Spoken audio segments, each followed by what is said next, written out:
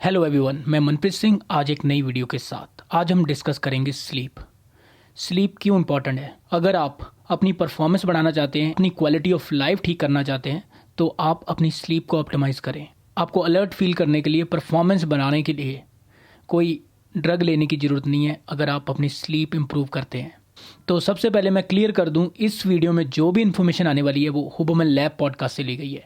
Andrew Huberman जो neuro scientist हैं Stanford university में, उन्होंने 8 महीने पहले एक एपिसोड किया था परफेक्ट योर स्लीप में आपको इस वीडियो में टूल्स मिलने वाले हैं कि आप स्लीप कैसे इंप्रूव कर सकते हैं। बहुत ही क्वालिटी पीयर रिव्यू पेपर्स से डेटा लिया गया है जो भी इस एपिसोड में हम डिस्कस करने वाले हैं।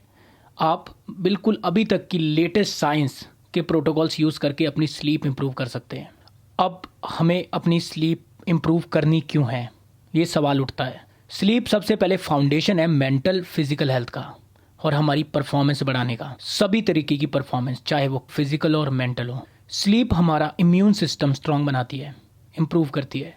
हमारा वुंड हीलिंग कैपेसिटी बढ़ती है, जख्म भरने की जो कैपेसिटी होती है बॉडी की। हमारी स्किन हीलिंग और हम कैसे दिखते हैं, जी हाँ, हम कैसे दिखते हैं, हमारी अट्रैक्टिवनेस, ये भी स्लीप पे ही बहुत ज़्यादा डिपेंड होती है कि हम क्लियरली सोच पा रहे हैं कि नहीं। जो लोग रात को नहीं अच्छी नींद लेते तो वो नेक्स्ट डे डिसीजंस भी लेते हैं लाइफ में, उसमें भी बहुत ही गिरावट होती है। अच्छी डिसीजन नहीं ले पाते कि हम लंबे जिएंगे या नहीं, ओबेसिटी, मोटापा, और क्या हम सफ़र करेंगे बढ़ती उम्र के साथ जो दिमागी गिरावट आती है। बहुत लोगों को दिमागी गिरावट आती है जैसे वो एज्ड होते रहते हैं।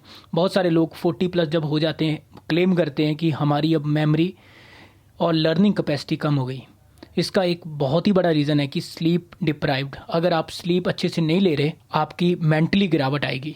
आप चीज़ों को याद नहीं रख सकते तो लर्न नहीं कर सकते। अगर लंबी रेस का घोड़ा बनना है आपको, मैं सिंपल वर्ड्स में बोल दूं, तो आपको अपनी स्लीप इम्प्रूव करनी पड़ेगी। बहुत सारे लोग, यंगस्टर स्पेशली, जिनकी मेंटालिटी बन चुकी है कि हम 20s में 30s में हम नहीं सोने वाले, हम तभी सोएंगे, हम कब्रों में सोएंगे। और कुछ लोगों की ये फिलॉसफी होती है कि अगर हम 8 घंटे रोज़ सोएंगे तो हमारी 1/3 लाइफ सोने में बीत जाएगी। उन लोगों को मैं बता दूं कि अगर आप लंबा जीना चाहते हो और ओवरऑल क्वालिटी ऑफ लाइफ अपनी इम्प्रूव करना चाहते हो, अपनी स्लीप को ऑप्टिमाइज़ करना बहुत ज़रूरी है। लंबी रेस का घोड़ा बनो, ना कि 40s तक 50s तक बहुत अच्छा फंक्शन कर लोगे, बहुत पैसा कमा लोगे, जाग के बहुत चीज़ें अचीव कर लोगे, बट वो लाइफ का ही क्या जो आपकी 50-60 में आपकी मेंटली जो आपकी दिमागी गिरावट आ जाए, फिर आपको दिक्कत हो लाइफ जीने में, आप डिप्रेशन के शिकार हो सकते हो। बहुत सारी चीज़, आपकी ब्रेन केमिस्ट्री, सब कुछ डिपेंड करती है गुड नाइट स्लीप में। बढ़ती एज के साथ आप बहुत जल्दी एक्सपीरियंस करने वाले हो ये सब कुछ। ये लिस्ट बहुत लंबी है, बहुत सी खतरनाक बीमारियों के शिकार हो सकते हो अगर आप अपनी स्लीप इंप्रूव नहीं करोगे। ये एपिसोड आप ज़रूर देखें और अपने घर वालों से, अपने फ्रेंड से शेयर करें कि उनको एक बहुत अच्छी इन्फॉर्मेशन मिल सके।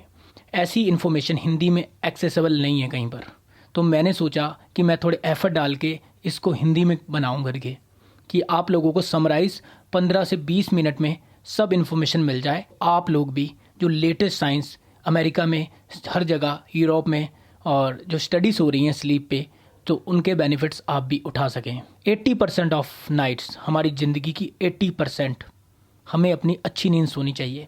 20% आप कॉम्प्रोमाइज़ कर सकते हो कुछ अच्छे रीजंस के लिए।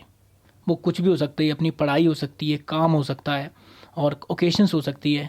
आप कहीं बाहर जाते हो दोस्तों से मिलने के लिए, आप सेक्रीफाइस कर सकते हो। थंब ऑफ रूल बना लीजिए, 80% of time, 80% of your life आपकी स्लीप ऑप्टिमाइज रहनी चाहिए, अच्छी रहनी चाहिए। स्लीपिंग और वेकिंग टाइम सेम रहना चाहिए। दुनिया में सब कुछ अच्छा लगने लग जाता है जब हम अपनी स्लीप को इम्प्रूव करते हैं। चलो अब डिस्कस करते हैं अमेजिंग टूल्स जो आपकी नींद को अच्छा बनाएंगे। तो हम टूल्स की बात करते हैं अब। सो आप सिंपल समझे कि आपका जो ब्रेन है, आपकी ये जो स्किन है और आपकी स्कल है, उसके अंदर है। तो अगर आप ब्रेन को इनपुट्स देंगे, कुछ संकेत देंगे, तो वैसे फंक्शन करेगा। आप नींद लाने के लिए भी अपने ब्रेन को कुछ संकेत, सिग्नल दे सकते हो, इनपुट दे सकते हो, तो वो ईजिली आपको नींद आ जाए। और आप, अगर आपको अलर्ट फील करना है दिन में, सिग्नल जैसे भेजोगे तो आप अलर्ट फील करने लग जाओगे, क्योंकि ब्रेन तो स्कल के अंदर है, स्किन के अंदर है, उसको ऐसे पता नहीं लगता। जो आज हम टूल्स डिस्कस करने वाले हैं वो सब इनपुट्स हैं, वो सब एक संकेत है जो हम ब्रेन को भेजने वाले हैं। सबसे पहला टूल है लाइट। फोटोन एनर्जी, सनलाइट भी हो सकती है, आर्टिफिशियल लाइट भी हो सकती है। और दूसरा जो इनपुट है वो है डार्कनेस। लाइट और डार्कनेस ये दो बहुत ही पावरफुल इनपुट्स हैं जो आप अपने ब्रेन को भेज सकते हैं, जो आपकी नींद और जागने की कैपेसिटी को तय करते हैं। और आज के हमारे डिस्कशन का सेकंड टूल है टेम्परेचर। जब हम सोते हैं तो हमारा 2 से 3 डिग्री टेम्परेचर ड्रॉप होता है, और जब हम उठते हैं, उठने का एक कारण हमारा टेम्परेचर इंक्रीज़ भी होता है। अगर 2 से 3 डिग्री जब टेम्परेचर बढ़ता है हमारी बॉडी का, तब हम उठते हैं, और जब 2 से 3 डिग्री कम होता है तब हम नींद में चले जाते हैं, जो ट्रांजिशन टाइम होता है। पहले लाइट, फिर टेम्परेचर, और तीसरा है फूड। और फूड का मतलब है कि आप क्या खाते हो, कब खाते हो और कितना खाते हो। ये भी एक संकेत है, आप अपने ब्रेन को भेजते हो फूड के थ्रू। अभी हमने 3 टूल्स डिस्कस किए हैं, लाइट, टेम्परेचर एंड फूड। और चौथा टूल है एक्सरसाइज। कार्डियो हो सकती है, वेट ट्रेनिंग हो सकती है, योगा हो सकती है, स्विमिंग, कोई भी स्पोर्ट्स हो सकता है। तो एक्सरसाइज का काम क्या होता है कि वो आपके टेम्परेचर को बढ़ाती है, और बाद में जब आपका टेम्परेचर बढ़ता है तो आपकी बॉडी अलर्ट फील करने लग जाती है, even after workout as well. तो आप अलर्ट फील करते हो, ये भी एक इनपुट है। पांचवा टूल है कैफ़ीन। कैफ़ीन भी हमें अलर्ट बनाती है। तो कैफ़ीन कब अवॉइड करनी है, कब पीनी है, वो भी हम अभी डिस्कस करेंगे। और इसके बाद हम कुछ डिस्कस करने वाले हैं स्लीप सप्लीमेंट जिनकी वाइड मार्जिन ऑफ सेफ्टी है। कौन से स्लीप सप्लीमेंट है आप अपने रूटीन में ऐड कर सकते हैं जिनका कोई भी नुकसान नहीं है। सप्लीमेंट के बाद हम डिस्कस करेंगे कुछ डिजिटल टूल्स, जैसे NSTR, आपने सुना होगा, योगा निद्रा, हिप्नोसिस। सबसे पहले मैं बहुत ईजी कर देता हूँ। एक दिन होता है, 24 आवर्स होते हैं एक दिन में। इसको हम 3 साइकिल्स में डिवाइड कर देते हैं। 8-8 घंटे के 3 साइकिल हो गए। पहले साइकिल को बोलूँगा मैं क्रिटिकल पीरियड 1 है। जब हम उठते हैं तब से क्रिटिकल पीरियड 1 स्टार्ट हो जाता है। जब आप सुबह उठते हो आपकी बॉडी का टेम्परेचर बढ़ता है और कोर्टिसोल बढ़ता है। कोर्टिसोल स्ट्रेस हार्मोन होता है। जब आप स्ट्रेसफुल होते हो आपका कोर्टिसोल हाई होता है। और आप सोच रहे हो कि सुबह सुबह कोर्टिसोल भी बढ़ता है तो स्ट्रेस बढ़ती है, मतलब क्या। सुबह सुबह पीक में जाना हमारा गोल होना चाहिए कि हम अपने कोर्टिसोल को पीक पे लेके जाएं, सुबह टॉप पे लेके जाएं। ये बहुत हेल्दी होता है सुबह। जो लोग डिप्रेशन में होते हैं उनका अगर देखा गया है कि उनका कोर्टिसोल रात को एलिवेटेड रहता है, टॉप पे रहता है। तो उसको अवॉइड करने के लिए अगर आपका सुबह ही आप उसको लेके जा रहे हो आप अपने पीक पे कोर्टिसोल को, तो लेटर इन डे वो डिक्लाइन होता रहेगा और नाइट में बिल्कुल कम रहेगा। अगर आपका कोर्टिसोल बहुत ही पीक पे रह रहा है तो इसका मतलब आपकी लाइफ में बहुत स्ट्रेस है।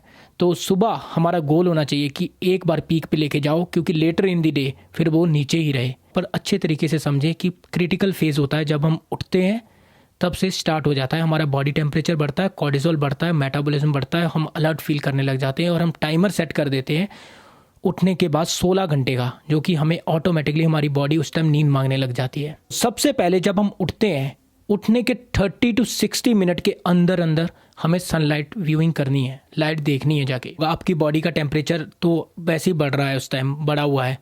इससे आपका जो कोर्टिसोल है वो आप उसको पीक पे लेके जा सकते हैं, टॉप पे लेके जा सकते हैं। मैंने आपको बताया कि कोर्टिसोल को पीक पे लेके जाना है। आप कैसे लेके जा सकते हो? आप सनलाइट व्यूइंग करोगे, आपका कोर्टिसोल पीक पे जाएगा। क्रिटिकल पीरियड 1 में करना है, जो हमारा पहला टूल है sunlight viewing with in 30 to 60 minutes. Sunlight जब हम देखते हैं, हमारी आइस में न्यूरॉन्स होते हैं जो ट्रिगर करते हैं, वो सिग्नल भेजते हैं हमारे ब्रेन को, फिर हम अलर्ट फील करने लग जाते हैं। हमारा ब्रेन स्किन और स्कल के अंदर है, उसको ऐसे तो पता नहीं लगेगा, लाइट के थ्रू न्यूरॉन्स सिग्नल भेज देते हैं ब्रेन को कि अब सुबह हो चुकी है। तो इससे ऑटोमेटिकली टाइमर सेट हो जाता है कि 16 घंटे बाद का, कि हमें 16 घंटे बाद नींद आनी है।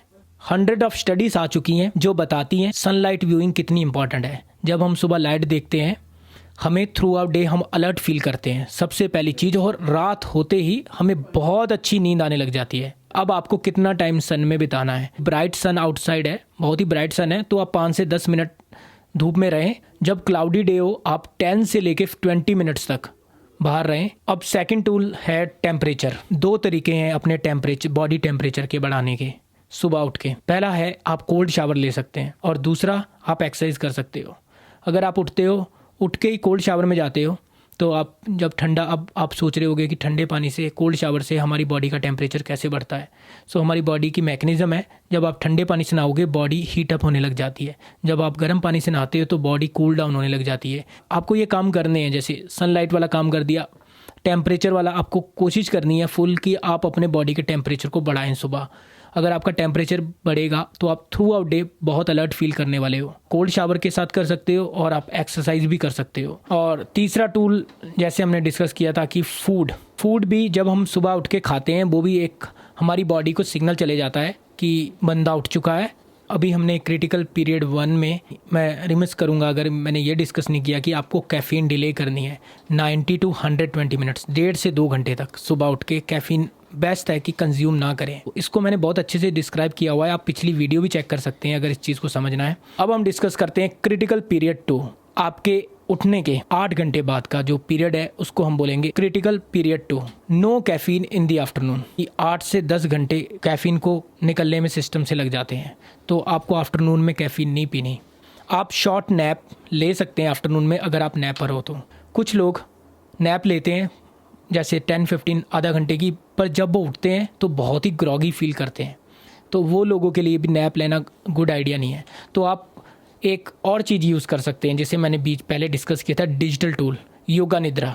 जी हाँ, आप योगा निद्रा यूज़ कर सकते हैं। आप यूट्यूब पे सर्च कर सकते हैं योगा निद्रा स्क्रिप्ट। मैं भी इस वीडियो के नीचे शो नोट कैप्शन में डाल दूंगा योगा निद्रा की स्क्रिप्ट, जो मैं पर्सनली सुनता हूँ, 20 मिनट्स की सुनता हूँ मैं। तो आप वो स्क्रिप्ट यूज़ कर सकते हैं। आपका ब्रेन 20 मिनट के लिए बहुत ही रिलैक्सेशन स्टेट में चले जाएगा और उसके बाद जब आप उठोगे आप धमाके मचा दोगे, बहुत अलर्ट फील करोगे। उसके बाद आप कोशिश करें कि आप एक्सरसाइज ना करें लेट इन द डे, क्योंकि वो आपको अलर्ट बनाती है। एक्सरसाइज टेम्परेचर बढ़ता है, आपका जो बायोलॉजिकल क्लॉक है, कि सर्केडियन क्लॉक है, वो को डिले करती है। आपकी बॉडी को ऐसे मैसेज भेज रही है कि अभी दिन है। ज़्यादा अलर्ट वाले मैसेज हमें क्रिटिकल पीरियड 2 और 3 में। तो कोशिश करें कि आप एक्सरसाइज भी कर रहे हो, सुबह करो, क्रिटिकल पीरियड 1 में करो, आफ्टरनून में भी कर सकते हो पर ज़्यादा लेट ना करो, तो उसमें आपको सोने में दिक्कत हो सकती है। 5 से 10 मिनट सनलाइट व्यूइंग फिर आपको करनी है आफ्टरनून में भी और इवनिंग में भी, क्योंकि जो सन होता है लोअर सोलर एंगल में होता है। अगर आप दोपहर में देखते हैं वो आपके ब्रेन में सिग्नल भेज देता है कि अब दोपहर हो चुकी है, और जब आप सनसेट देखते हो शाम को तो उससे भी सिग्नल आपके ब्रेन में चले जाता है कि अब इवनिंग हो चुकी है। अब बॉडी को कैसे पता लगता है कि ये सनलाइट से कि अब दोपहर हो गई, शाम हो गई? वो डिपेंड करता है वेवलेंथ पे। सुबह की लाइट की वेवलेंथ अलग होती है, दोपहर की लाइट की वेवलेंथ अलग होती है और सनसेट की वेवलेंथ अलग होती है। उससे हमारा ब्रेन प्रिडिक्ट कर लेता है कि अब दोपहर हो चुकी है, शाम हो चुकी है, और ईजिली जैसे कि 16 घंटे मैंने आपको शुरू में बताया था जो अलार्म सेट कर दिया है, तो आपके ब्रेन को पता लग जाता है कि अब सोने का टाइम हो गया है। सनलाइट आप सुबह भी देखनी है 5 से 10 मिनट, 5 से 10 मिनट आफ्टरनून में भी देखनी है, और 5 से 10 मिनट सनसेट भी। तो अब हमारा जो लास्ट क्रिटिकल पीरियड है वो क्रिटिकल पीरियड 3। अब हमें जागे हुए को 16 घंटे हो चुके हैं। अब हमारा क्रिटिकल पीरियड 3 स्टार्ट होने वाला है। अब हमारा सोने का टाइम है। तो अब सोने के टाइम हमें क्या क्या करना है? सबसे पहली चीज़ का ध्यान रखें कि वेरी फ्यू फोटोन एनर्जी। आप कोशिश करें कि बिल्कुल लाइट यूज़ ना करें क्रिटिकल पीरियड 3 में, क्योंकि अगर आप लाइट यूज़ करोगे तो वो वेकअप सिग्नल फिर आपके ब्रेन में चले जाएंगे। ओवरहेड लाइट, जो ओवरहेड लाइट है उससे ज़्यादा नुकसान है, क्योंकि जो हमारे न्यूरॉन्स होते हैं आइस में जो सिग्नल भेजते हैं ब्रेन को लाइट डिटेक्ट करके, वो आइस के रेटिना के इधर नीचे होते हैं। तो जब ओवरहेड लाइट पड़ती है तो वो ज़्यादा एक्टिव होते हैं, उनको इजीली डिटेक्ट करते हैं वो।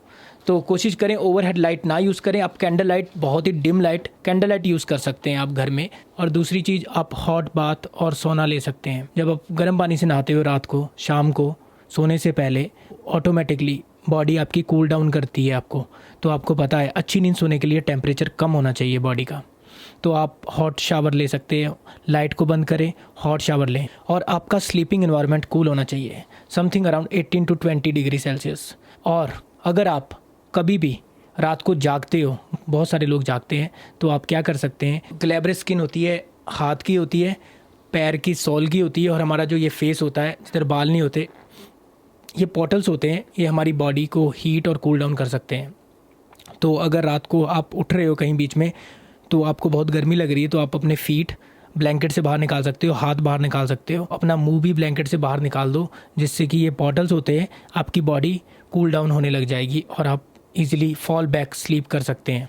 अगर आप बीच में उठ गए तो आपको क्या करना है, लाइट नहीं देखनी है, हॉट शावर लेना है, कोशिश करें कि शाम को एक्सरसाइज ना करें कि आपकी बॉडी का टेम्परेचर बढ़ेगा। तो अब हम डिस्कस करेंगे कुछ सप्लीमेंट जो आपकी क्वालिटी स्लीप की बढ़ाएंगे, डेप्थ बढ़ाएंगे और आपकी स्लीप ओवरऑल इम्प्रूव करेंगे।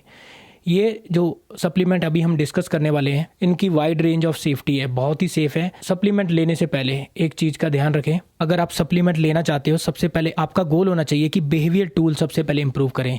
जैसे सनलाइट व्यूइंग हो गया, रात को लाइट नहीं देखनी, कोल्ड शावर हो गया, अपने रूम का टेम्परेचर कम करना, ये सब बिहेवियर टूल है। आप अपने बिहेवियर सही करें, बाद में अपना न्यूट्रिशन सही करें, फिर भी आपकी स्लीप इंप्रूव नहीं हो रही, फिर आप सप्लीमेंट दे सकते हैं। अगर फिर भी नहीं हो रही, फिर आप प्रिस्क्रिप्शन ड्रग्स ले सकते हैं।